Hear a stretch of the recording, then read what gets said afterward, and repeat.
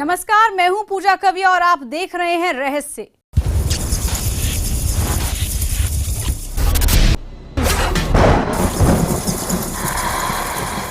आज हम बात करेंगे उस रहस्यमय शख्स की जो कई सदियों से जिंदा है। कहा जाता है कि महाभारत के समय से ही एक गुमनाम शख्स घूम रहा है।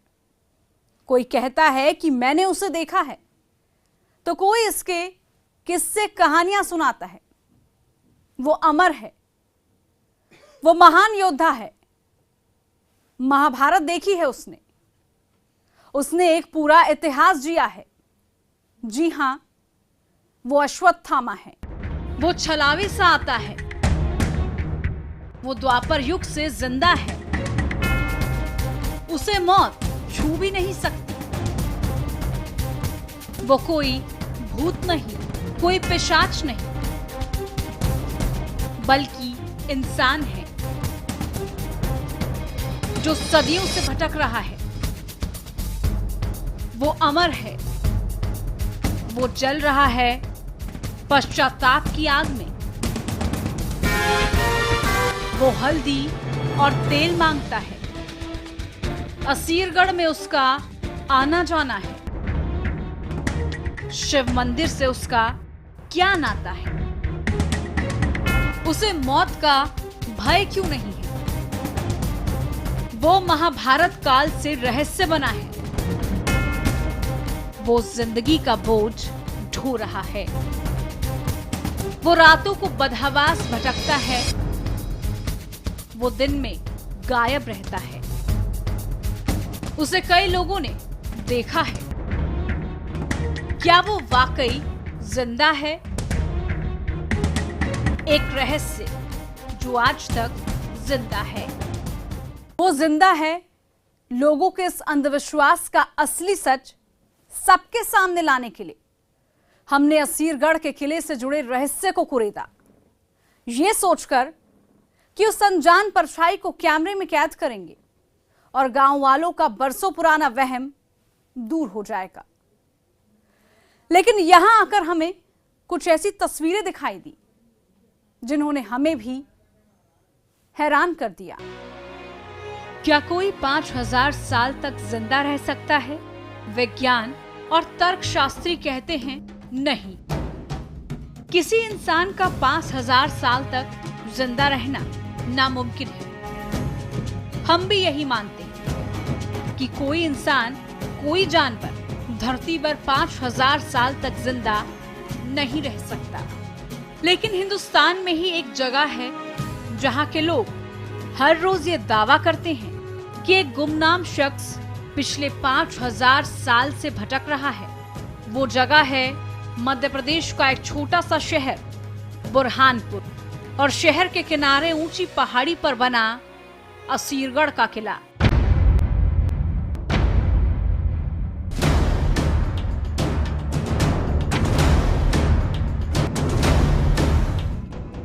लोगों के इस अंधविश्वास का असली सच सबके सामने लाने के लिए हमारी टीम भी इस किले पर पहुंची, ये सोचकर कि उस अनजान परछाई को कैमरे में कैद करेंगे और गांव वालों का बरसों पुराना वहम दूर हो जाएगा।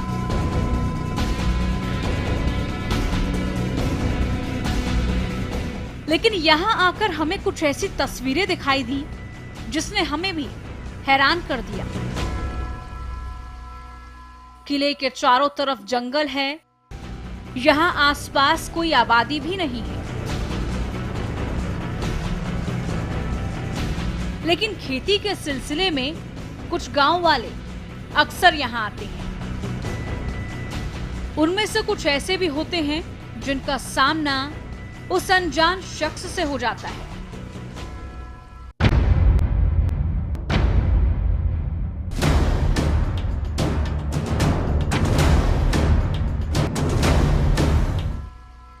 गांव वालों से अब तक हमने जो कहानी सुनी वो ये थी कि कोई है जो पिछले 5000 साल से इस किले में भटक रहा है।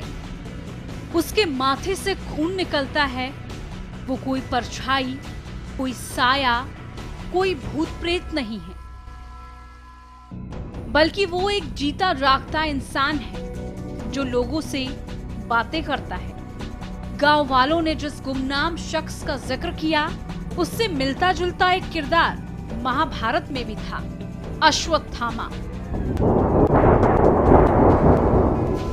गांव वालों के मुताबिक वो अनजान शख्स कोई और नहीं बल्कि अश्वत्थामा है।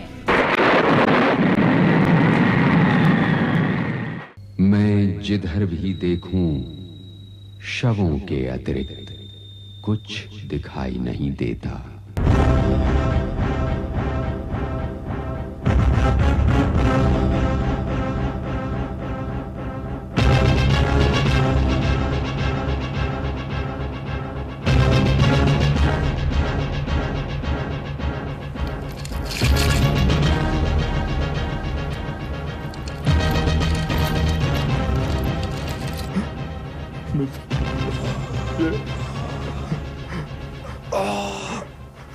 रो मत मित्र, मुझे बधाई दो मित्र, बधाई दो मुझे मित्र।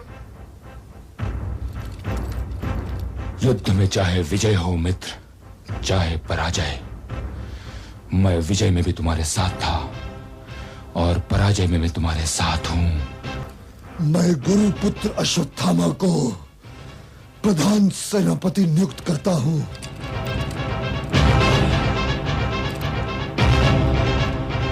जब वे युद्ध की मर्यादा का उल्लंघन कर सकते हैं तो मैं क्यों नहीं कर सकता?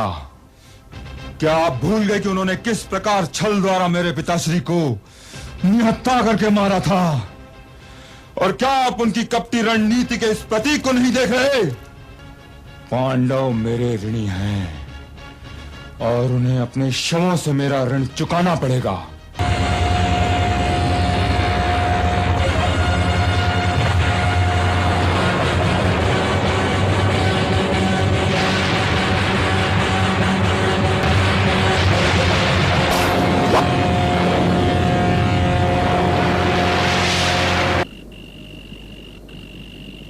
तुम्हारे प्रेम में मैंने ये कार्य तो कायरता का ही किया ना, इसका प्रायश्चित तो करना ही पड़ेगा ना मित्र। मुझे आज्ञा दो कि मैं महर्षि व्यास के आश्रम में जाकर अपना प्रायश्चित आरंभ करूं। गांव वालों से अब तक हमने जो कुछ भी कहानियां सुनी वो ये थी कि जो पिछले 5000 साल से इस किले में भटक रहा है, उसके माथे से खून बहता रहता है। वो कोई परछाई, कोई साया, कोई भूत प्रेत नहीं, बल्कि वो एक जीता जागता इंसान है। असीरगढ़ का किला रहस्यमय किला।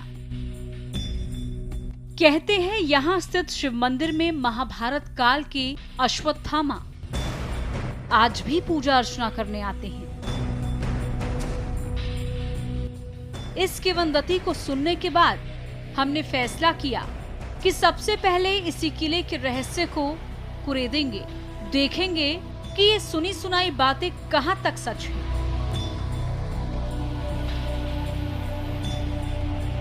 हमने जिससे भी बात की, हर एक ने हमें किले के संबंध में अजीबोगरीब दास्तां सुनाई।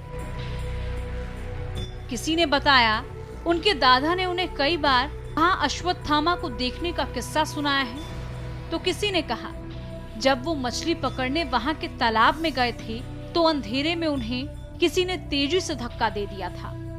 शायद धक्का देने वाले को मेरा वहां आना पसंद नहीं आया। गांव के कई बुजुर्गों की बातें ऐसे ही किस्सों से भरी हुई थी। किसी का कहना था कि जो एक बार अश्वत्थामा को देख लेता है उसका मानसिक संतुलन ही बिगड़ जाता है। असीरगढ़ का किला, ये किला आज भी पाषाण युग में जीता जागता सा नजर आता है। बिजली के युग में यहाँ की रातें अंधकार में डूबी रहती हैं। शाम से ही किले का अंधेरा भयानक रूप ले लेता है। हमारी घड़ी का काटा शाम के 6 बजा रहा था। तकरीबन आधे घंटे की पैदल चढ़ाई करने के बाद हमने किले के बाहरी बड़े दरवाजे पर दस्तक दी। बुजुर्गों से बात करने के बाद हमने रुख किया असीरगढ़ के किले की तरफ।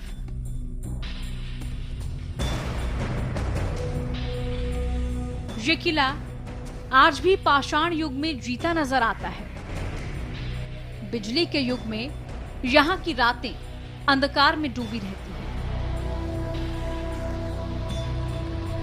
शाम 6 बजे से किले का अंधकार भूतहा रूप ले लेता है। हमारी घड़ी का कांटा शाम के 6 बजा रहा था। तकरीबन आधे घंटे की पैदल चढ़ाई करने के बाद हमने किले के बाहरी बड़े दरवाजे पर दस्तक दी। जाहिर है किले का दरवाजा खुला हुआ था। हमने अंदर की तरफ रुख किया। किले के अंदर दाखिल होने के बाद हमें सामने टुकड़ों में बटा एक तालाब दिखाई दिया। यही वो तालाब था जिसमें स्नान करके अश्वत्थामा शिव मंदिर में पूजा अर्चना करने जाते हैं।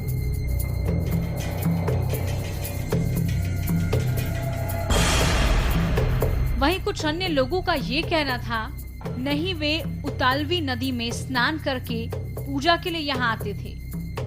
हमने तालाब को गौर से देखा। लगता है पहाड़ियों से घिरी इस जगह पर बारिश का पानी जमा हो जाता है। सफाई ना होने की वजह से ये पानी हरा नजर आ रहा था।